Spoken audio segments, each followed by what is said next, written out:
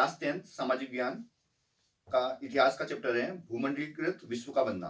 इसमें पहला क्वेश्चन है, देखिए 17वीं सदी से पहले होने वाले आदान प्रदान के दो उदाहरण दीजिए।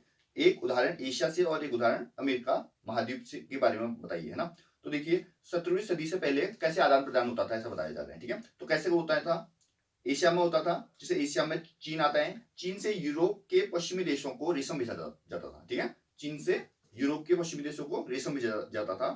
और आलू, मूंगफली, मक्का, टमाटर, मिर्च आदि खाद्य पदार्थ अमेरिका में होते थे, जिसे संसार को अमेरिका देता था। ठीक है, तो आपको बोला गया था दो उदाहरण दीजिए, एक तो एशिया का दे दीजिए, दूसरा अमेरिका का दे दीजिए। तो एशिया में जो चाइना है, चाइना क्या करता था, यूरोप के पश्चिमी देशों को रेशम भेजा करता था। और जो अमेरिका था वो आलू, मूंगफली, मक्का, टमाटर, मिर्च आदि खाद्य पदार्थ जो कि अमेरिका में होते थे वो संसार में भेजता था। अगला क्वेश्चन है, बताइए कि पूर्व आधुनिक विश्व में बीमारियों के वैश्विक प्रसार में अमेरिकी भूभाग के उपनिवेशीकरण के में किस प्रकार मदद की। ठीक है, तो कहने का मतलब ये है, जो पूर्व आधुनिक विश्व था उसमें जो बीमारियां हो रही थी, जो वैश्विक प्रसार हो रहा था उसका, विश्व में बीमारियां फैल रही थी, उसमें अमेरिकी भूभाग के उपनिवेशीकरण में किस प्रकार मदद की। तो वर्षों तक संसार से अलग रहने के कारण अमेरिका के लोगों के शरीर में चेचक से बचने की रोग प्रतिरोधक क्षमता नहीं थी। ठीक है, तो अमेरिका के जो लोग थे वो क्या थे, वर्षों से संसार से अलग थे। ठीक है, तो क्या होता है, ये जो चेचक होता है ना, कहा जाता है कि चेचक एक बार जरूर होता है, एक बार ही होता है, मतलब, है ना, चेचक का एक बार हो गया तो वो पहचान, हमारे शरीर समझ जाता है कि इससे कैसे निजात पाना है, कैसे बचना है। तो एक बार हो गया, फिर उसके बाद दोबारा नहीं होता था। ठीक है, तो कई बार ऐसा आपने साइंस में पढ़ा होगा कि जानबूझ के चेचक दिया जाता था बच्चों को, मतलब उसको टच होने से भी आता था तो हाथों को रगड़ा जाता था उसके शरीर में, तो चेचक फैला दिया जाता था जानबूझ के। तो अमेरिका तो अलग था, अमेरिका को तो कभी चेचक हुआ नहीं, तो क्या हुआ, तो उनके शरीर में प्रतिरोधक क्षमता बनी नहीं, मतलब एंटीबॉडी नहीं बनी। क्लियर है, जब यूरोपीय शक्तियों ने वहां उपनिवेश स्थापित किए तब चेचक फैल गई। ठीक है, इस प्रकार यूरोपीय शक्तियों को अमेरिका के लोगों को जीतने के लिए सैन्य अस्त्र शस्त्रों का उपयोग नहीं करना पड़ा। ठीक है, यूरोप के लोग जब वहां अमेरिका में गए तो क्या हुआ, वहां चेचक फैल गया ना, तो क्या हो गया, लोग बीमार हो गए, तो युद्ध कौन लड़ेगा, अमेरिकी लोगों पर चेचक का वार हो गया, तो अस्त्र शस्त्र की जरूरत पड़ी नहीं।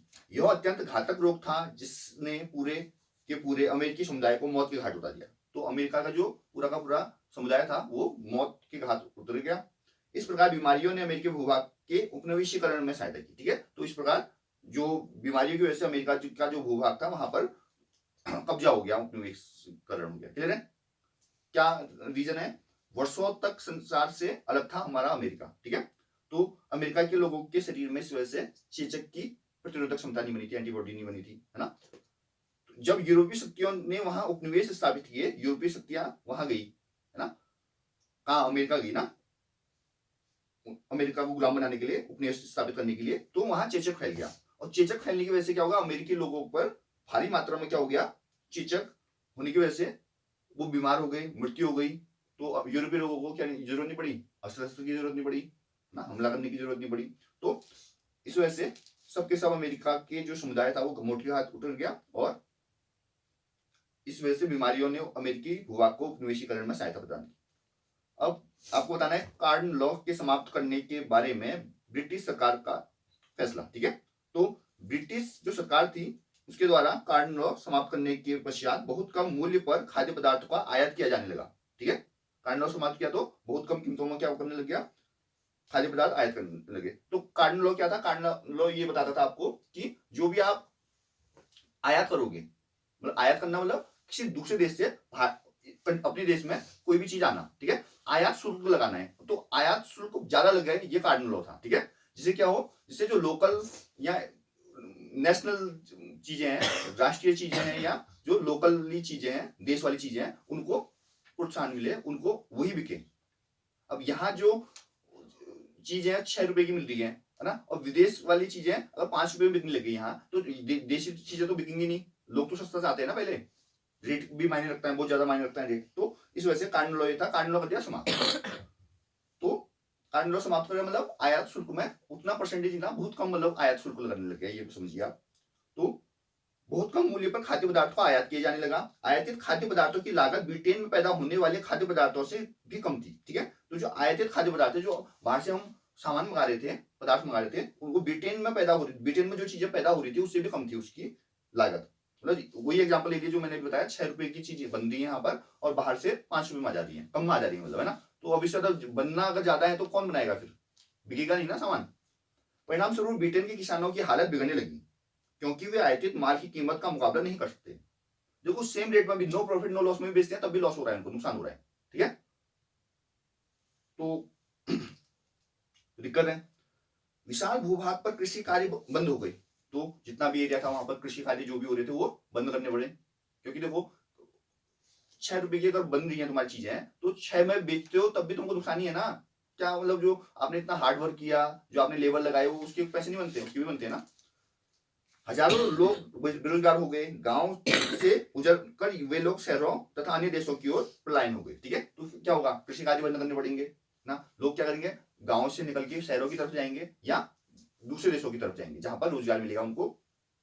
अब आ गया अगला, अमेरिका में रिंडरपेस्ट का आना। रिंडरपेस्ट पशुओं की बीमारी होती है, आप जानते हैं। तो रिंडरपेस्ट का रोग एशियाई मवेशियों से अफ्रीकी मवेशियों में फैला। ठीक है, कहां से कहां फैला, एशियाई मवेशियों से, मवेशी मतलब जानवर है ना, से अफ्रीकी मवेशियों में फैला, जिन्हें यूरोपीय उपनिवेशक वहां ले आए थे। ठीक है, कौन आए थे, यूरोपीय उपनिवेशक।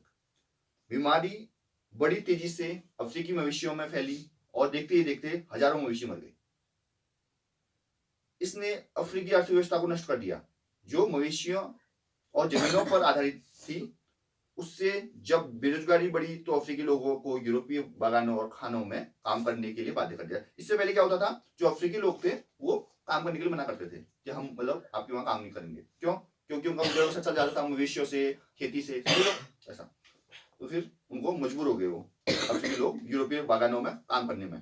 ठीक है, अगला क्वेश्चन है, विश्व युद्ध के कारण यूरोपों में कामकाजी उम्र के पुरुषों की मौत। ठीक है, तो विश्व युद्ध के कारण यूरोप में कामकाजी उम्र के पुरुषों की मौत, मतलब जब विश्व युद्ध हुआ था उसके कारण जो यूरोप में कामकाजी उम्र थे, कामकाजी उम्र जिस उम्र में काम करते हैं नॉर्मली, ठीक है, उन पुरुषों की मौत बता रहे हैं। तो प्रथम विश्व युद्ध के यूरोप की ओर से लड़ने वाले लोग कामकाजी आयु के थे। ठीक है, तो प्रथम विश्व युद्ध जब था तो जो यूरोप की तरफ से जो युद्ध लड़ रहे थे वो लोग क्या थे, कामकाजी आयु के थे। ऑब्वियस वाले कामकाजी वाले ये करेंगे, जो बहुत ज्यादा वृद्ध हैं या बहुत छोटे बच्चे हैं वो तो युद्ध कर नहीं पाएंगे, है ना।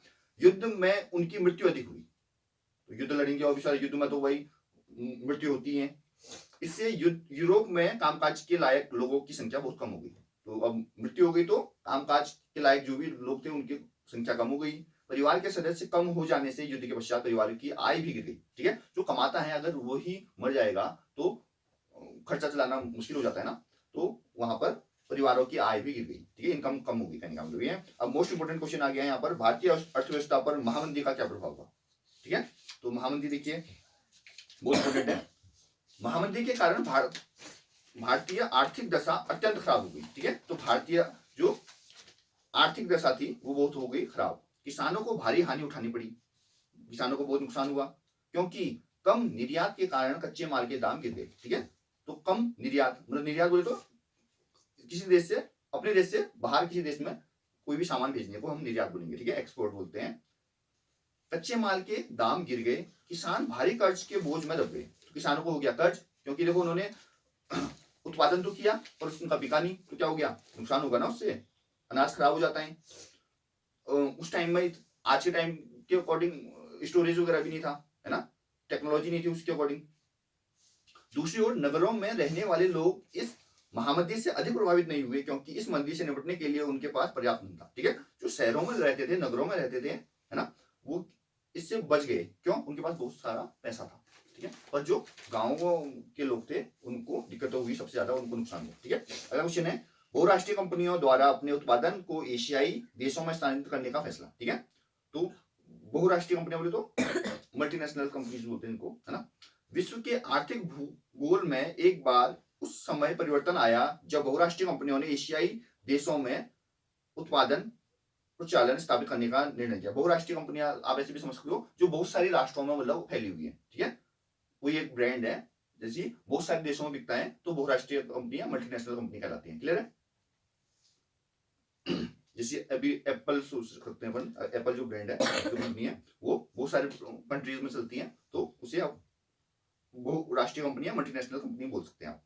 विश्व के आर्थिक भूगोल में एक बार उस समय परिवर्तन आया जब बहुराष्ट्रीय कंपनियों ने एशियाई देशों में उत्पादन प्रचालन स्थापित करने का निर्णय लिया। ठीक है, तो बहुराष्ट्रीय कंपनियां एशिया में भी दस्तक दे गई, कहने का मतलब ये है। आज एशियाई देश भारत, नेपाल, चीन, पाकिस्तान बहुराष्ट्रीय कंपनियों के माल से भरे पड़े हैं। देखो हमारे इंडिया में ही देखो, बहुराष्ट्रीय कंपनियों के माल बहुत ज्यादा तादाद में बिकते हैं। ठीक है, मल्टीनेशनल